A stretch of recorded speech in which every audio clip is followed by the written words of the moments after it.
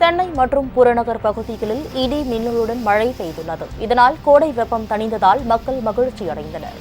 மன்னார் வளைகுடா மற்றும் அதனை ஒட்டிய பகுதிகளின் மேல் ஒரு வளிமண்டல கீழடுக்கு சுழற்சி நிலவுகிறது.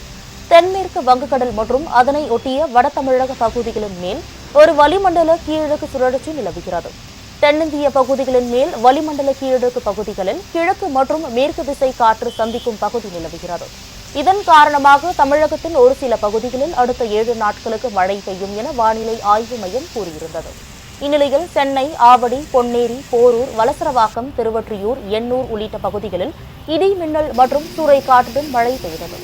இதேபோல் குரோம்பேட்டை, தாம்பரம், சேலையூர், மேடவாக்கம், பெருங்களத்தூர், கிளாம்பாக்கம், கூடுவாஞ்சேரி உள்ளிட்ட புறநகர் பகுதிகளிலும் மழை பெய்தது. சுமார் 20 நிமிடங்கள் பெய்த மழையால் தாழ்வான சாலைகளில் வெள்ளம் தேங்கியது.